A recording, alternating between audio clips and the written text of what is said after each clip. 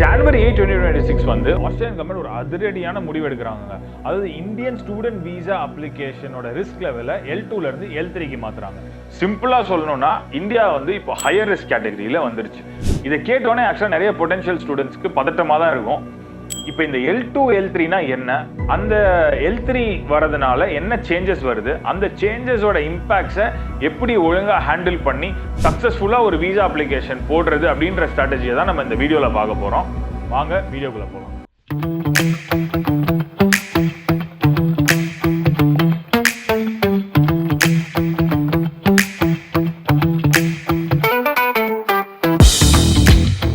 So அதுக்கு முன்னாடி ஒரு குவிக் இன்ட்ரோங்க என்னை பற்றி. ஸோ நான் வந்து பார்த்தீங்கன்னா ஒரு 10 years முன்னாடி இன்டர்நேஷனல் ஸ்டூடெண்டாக தான் இந்தியாவிலேருந்து ஆஸ்திரேலியாவுக்கு வந்தேன். அதுக்கப்புறம் ஸ்டூடெண்ட் வீசாலேருந்து PR ட்ரான்சிஷன் ஆகி இப்போ ஒரு சிட்டிசனாக இருக்கேன். I work across like 4 or 5 different industries in 6 or 7 different roles.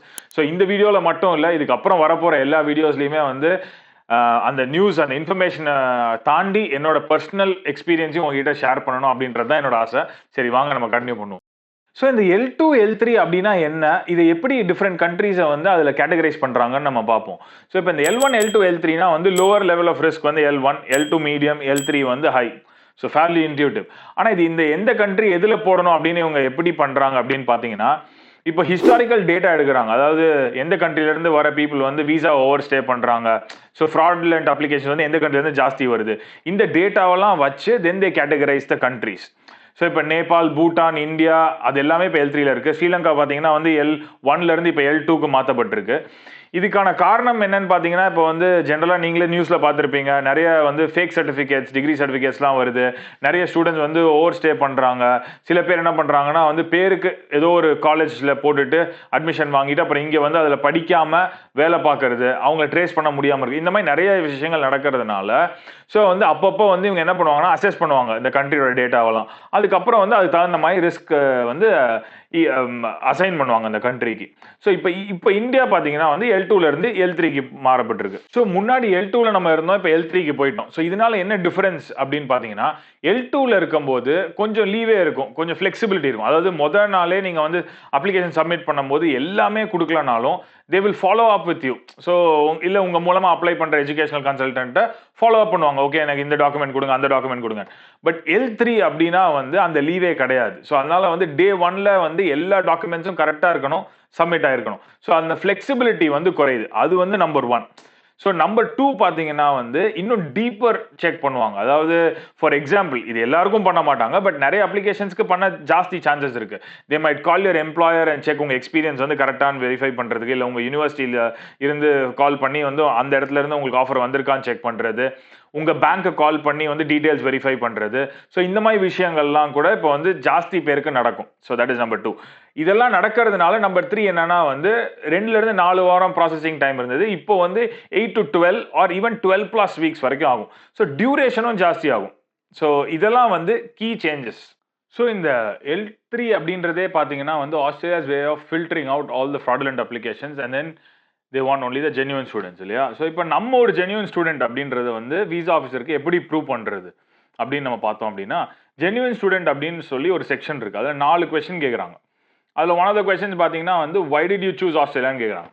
அதுக்கு நம்ம பாட்டுக்கு நல்ல வெதர் இருக்குது, எங்கள் அண்ணா பையன் அங்கே இருக்கான், இந்த மாதிரிலாம் நம்ம எழுதாமல் வந்து எவ்வளோ ஸ்பெசிஃபிக்காக கான்க்ரீட் இன்ஃபர்மேஷன் அந்த விசா ஆஃபீஸருக்கு அது மூலமாக நம்ம சொல்கிறோமோ அவ்வளோக்கு அவ்வளோ நல்லது.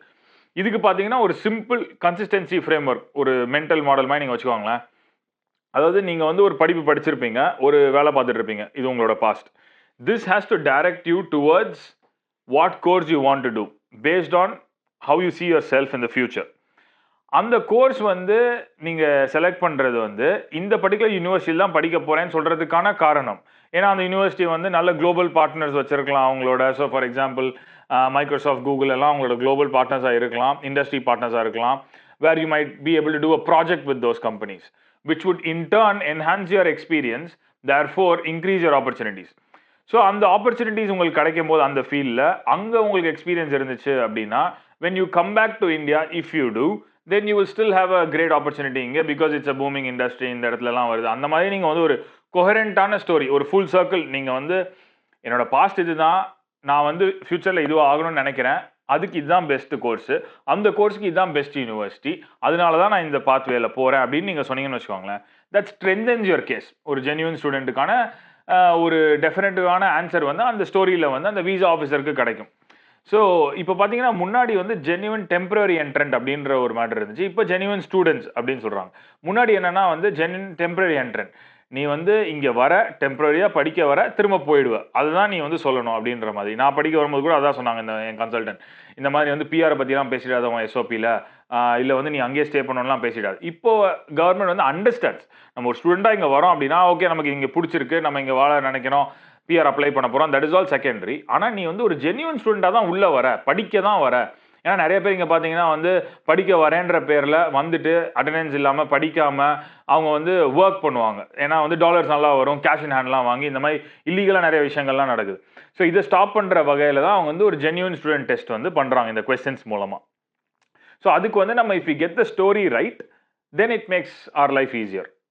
அடுத்ததாக பார்த்தீங்கன்னா financials, one of the most important things when it comes to student visa application. So financials பொறுத்த வரைக்கும் பார்த்தீங்கன்னா இப்போ ரெண்டாக பிரிச்சுக்கலாமே. ஸோ ஒன்று வந்து நீங்கள் வந்து லோன் வாங்கி படிக்க வரீங்க, இன்னொன்று வந்து உங்கள் ஃபேமிலி வந்து ஹெல்ப் பண்ணுறாங்க, ஃபண்ட் பண்ணுறாங்க உங்கள் எஜுகேஷனை. ஸோ இப்போ இந்த லோன் வாங்கி வரதுல ஒரு ஆக்சுவலாக ஒரு அட்வான்டேஜ் இருக்குது. இது என்னன்னு பார்த்தீங்க அப்படின்னா, இப்போ நீங்கள் ஒரு நேஷனலைஸ்டு பேங்க் மூலமாக நீங்கள் லோன் வாங்குறீங்க, எஸ்பிஐ மாதிரி ஒரு வெரி வெல் ரெப்யூட்டட் பேங்க்ல இருந்து உங்களுக்கு லோன் கொடுக்குறாங்கன்னு வச்சுக்கோங்களேன். அவங்க என்ன பண்ணுறாங்கன்னா எல்லா டியூ டெலிஜென்ஸும் ஆல்ரெடி பண்ணிடுறாங்க இல்லையா. ஸோ நீங்கள் வந்து அதுக்கு தகுதியேற்றவர்களாக இருந்தால் தானே உங்களுக்கு வந்து இந்த லோனே அப்ரூவ் ஆகுது. ஸோ அப்போது இவங்க விசா ஆஃபீஸர் என்ன யோசிக்கிறாங்க அப்படின்னா, ஓ இந்த பேங்க்கே வந்து இவங்களுக்கு லோன் சாங்ஷன் பண்ணிடுச்சு, அப்போ வந்து இவங்க ஜென்யூனாக தான் இருக்கணும், எல்லாமே கரெக்டாக தான் இருக்கணும், இவங்க ஃபைனான்சஸ்லாம் கரெக்டாக தான் இருக்கணும் அப்படின்றதுனால வந்து உங்களுக்கு ஒரு ப்ரீ ஆத்தரைசேஷன் அவங்களே பண்ணிடுற மாதிரின்னு வச்சுக்கோங்களேன். So it makes your life easier. இதே இது நீங்களாக, அதாவது உங்கள் ஃபேமிலி ஃபண்ட் பண்ணி நீங்கள் வரீங்க அப்படின்னா, இப்போ முன்னாடி வந்து பார்த்தீங்கன்னா வந்து ஃபியூ மந்த்ஸ் முன்னாடி இல்லை ஃபியூ வீக்ஸ் முன்னாடி காசை வந்து லம்சமாக தூக்கி போடுறது, இந்த மாதிரிலாம் பல வருஷத்துக்கு முன்னாடி பண்ணலாம். பட் இப்போ பார்த்தீங்கன்னா நீங்கள் வந்து 12 months ஆஃப் ஹிஸ்ட்ரி வந்து ப்ராப்பராக வச்சிருக்கணும். திடீர்னு 20 லட்ச ரூபா 30 லட்ச ரூபா தூக்கி அக்கௌண்ட்டில் வந்து அப்ளை பண்ணுறதுக்கு 4 வாரம் முன்னாடி வந்துச்சுன்னா that's very suspicious. So the chances of rejection significantly goes up. So 12 மாதம் பார்க்குறாங்க, ஓகே உங்களோட ஹிஸ்ட்ரி எப்படி இருக்குது, எங்கே இருந்து அவங்களுக்கு இன்கம் சோர்ஸு, அந்த மாதிரி அந்த ரெக்கார்ட்ஸ் எல்லாம் கரெக்டாக இருக்கா, ட்ரேஸ் பண்ண முடியுதா, ஜென்யூனாக வந்து இவங்க மெயின்டைன் பண்ணியிருக்காங்களா அப்படின்றதெல்லாம் பார்த்துட்டு தான் அவங்க வந்து விசா வந்து அப்ரூவ் பண்ணுவாங்க. So these are some things that we have to be very mindful of. இந்த 12 மாதம் அப்படின்றதுனால என்ன ஆகுது அப்படின்னா, நீங்கள் வந்து ரொம்ப முன்னாடியே அந்த ஃபைனான்ஷியல் ஹிஸ்ட்ரியை பில் பண்ணணும். If you already don't have one, நீங்கள் வந்து அந்த ஃபைனான்ஷியல் ஹிஸ்ட்ரியை பில் பண்ணிட்டு அப்ளை பண்ணுறது will always be helpful for your application. So all in all இந்த L3 விஷயத்தை நான் வந்து டேக்கிள் பண்ணுறதுக்கு குவிக் டிப்ஸ் அப்படின்னு நம்ம பார்த்தோம்னா, டீப்பாக ரிசர்ச் பண்ணுங்கள், அதுக்கப்புறம் உங்களோட கெட் யூர் ஸ்டோரி ரைட், ஒரு கொஹரண்ட் ஸ்டோரி, அந்த கன்சிஸ்டன்சி ஃப்ரேம் ஒர்க்கை ஞாபகம் வச்சுக்கோங்க, ஃபைனான்ஷியல் ஹிஸ்ட்ரியை சாலிடாக பில்ட் பண்ணுங்கள், டீப் ரிசர்ச் பண்ணி உங்களோட ஃபியூச்சர் செல்ஃபுக்கு எந்த கோர்ஸ் அலைன்டுன்னு பாருங்கள், அந்த கோர்ஸை சூஸ் பண்ணுங்கள்.